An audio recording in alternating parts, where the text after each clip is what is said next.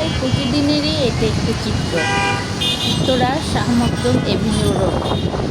সেই আছর থেকে শুরু করে রাত 9টা কিংবা 10টা এইভাবে জনজীবন চলতে আছে। জ্যাম, মানুষ অফিস থেকে আসতেছে, ঘরে ফিরতেছে, কি যে কষ্ট এইভাবে ঘন্টার পর ঘন্টা রাস্তায় দাঁড়িয়ে থাকা। আর আমরা রাস্তার পাশে যারা বসবাস করি, গাড়ি ঘোড়ার সাউন্ডে ঘরে একটা ছোট বাচ্চাও ঘুমাইতে পারে না স্বস্তিতে। আর বয়স্ক লোকদের কথা কীবাই বলবো। মাঝে মাঝে খুবই বিরক্ত হয়ে যায়, আপসেট হয়ে যায়, কান্না চলে আসে এত সাউন্ড দেখে। হয়তো এই লোকগুলো তো অনেক কষ্ট পাচ্ছে রাস্তায়, সারাদিন পর তারা ঘরে ফিরতেছে। কে না ভুক্তভোগী? আমরা সবাই ভুক্তভোগী, আমরা সবাই ভুগতেছি। আসলে কি আমরা এই জীবনটা চেয়েছিলাম?